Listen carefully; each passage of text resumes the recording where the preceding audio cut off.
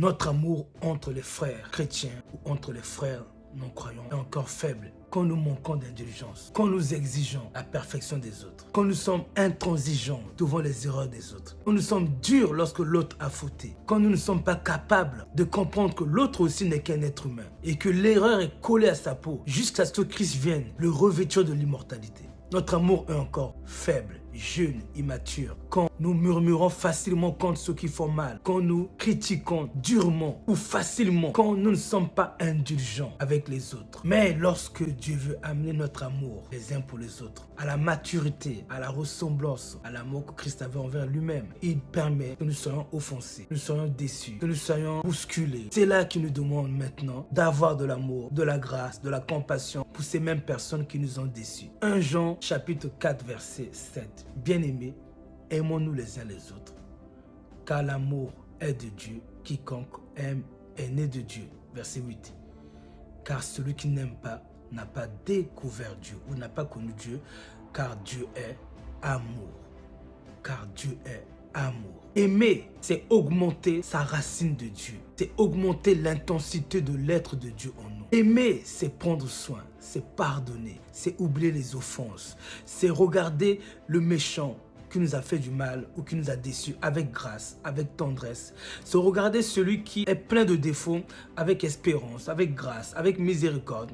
C'est de ne pas tenir compte toujours des erreurs des autres, mais de ne pas les regarder seulement avec leurs erreurs, mais regarder aussi la petite bonté qu'ils ont en eux. Lorsque nous devenons chrétiens, enfants de Dieu, nous rentrons dans l'entreprise du ciel. Et dans l'entreprise du ciel, le Seigneur Jésus désire que son chiffre d'affaires aille en croissance, en évolution. Et son chiffre d'affaires, c'est la croissance de notre amour. Ce qu'il veut, c'est voir notre amour évoluer jusqu'à atteindre sa perfection. Laissons notre charité grandir plus qu'il n'était hier. Donnons-nous la mission, l'objectif d'aimer comme Dieu a lui-même aimé. Il a dit, aimez-vous les uns les autres. Comme je vous ai aimé, vous aussi, aimez-vous les uns les autres, n'est-ce pas? Jean 13, 34. Nous sommes rentrés dans l'entreprise du ciel pour chercher à ressembler à notre Seigneur. Nous ne nous contentons pas de notre amour actuel, mais cherchons toujours à l'amener à l'évolution, à la croissance. Ah, c'est la volonté de Dieu que nous ressemblons à son Fils Jésus-Christ. Dieu est amour. Et lorsque notre amour grandit, c'est l'être de Dieu en nous qui grandit. Et c'est là que nous supportons plus facilement. Nous pardonnons plus facilement. Comme dit Proverbe 19, 11, nous oublions facilement les offenses. Et nous sommes davantage indulgents, patients. Dieu est bon,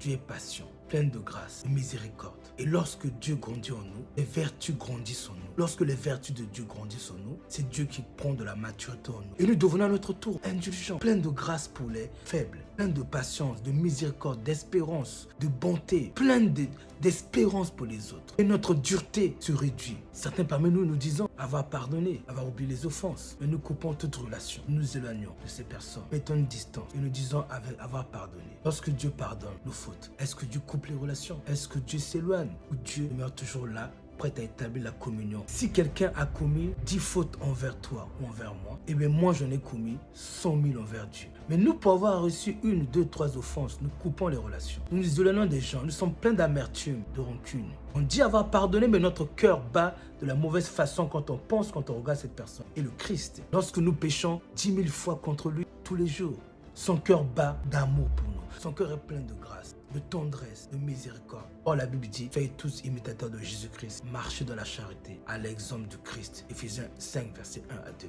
Marchons de cette charité à l'exemple du Christ qui est toujours plein de tendresse, de grâce pour le méchant. Aspirons à cela. Nous cherchons cette évolution dans la croissance de notre amour pour le Père et pour les frères et les sœurs. Surtout au moment où les offenses arrivent. Parce que c'est là, c'est quand les offenses arrivent que notre amour est mise à l'épreuve. Notre amour pour le Père, notre amour pour les autres est mise à l'épreuve. Parce que notre preuve d'amour pour Dieu se manifeste dans notre amour pour le frère. Quand le texte dit que celui qui dit qu'il aime Dieu, qu'il aime aussi son frère, ça veut dire que notre amour pour Dieu est mesuré sur notre amour que nous avons aussi envers notre frère, notre sœur. Voici pourquoi il est important de rechercher la croissance de notre amour dans la prière, dans les occasions que Dieu nous donne d'être bons, pleins de grâce, de miséricorde, de tendresse, de charité envers quelqu'un. Dieu est amour. Lorsque notre amour augmente, notre capacité de supporter augmente. Notre capacité de manifester de la grâce, de la miséricorde augmente. Notre capacité d'accorder aux autres de la place de notre cœur augmente. Notre cœur n'aura pas que nos enfants, nos conjoints, nos familles. Il y aura aussi quiconque est aimé par le Père.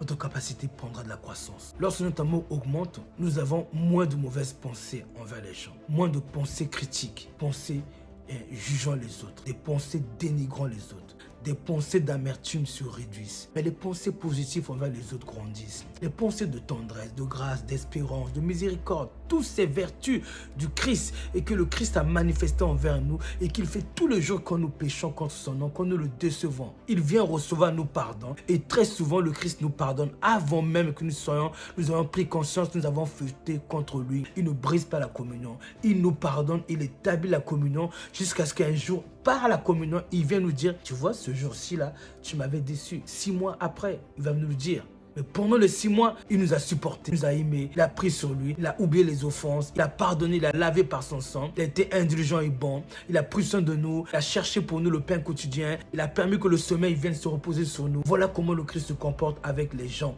qu'il aime. Laissons notre amour croître. Dieu est amour. Quand notre amour prend de la maturité, c'est Dieu en nous qui prend de la maturité. Aussi, on peut facilement supporter beaucoup d'épreuves. Pour me répéter encore, lorsque Dieu veut amener notre amour à la maturité, à la croissance, il permet beaucoup d'occasions de déception, de tristesse, où nous sommes déçus par des bien-aimés, nous sommes choqués, où nous sommes bousculés. C'est là qu'il nous donne l'occasion d'aimer véritablement comme lui, d'aimer sincèrement, d'aimer pendant les offenses, d'aimer pendant les ténèbres, d'aimer pendant un favorable. Pour conclure, je dirais, Dieu est amour. Laissons notre amour grandir. Aspirons cette charité. La Bible dit, la charité édifie, n'est-ce pas, la connaissance orgueillit. Aspirons à cette charité. La Bible nous dit, la foi, l'espérance, la charité. La plus grande de ces choses, c'est la charité. Dieu est amour, charité. Que Dieu vous bénisse.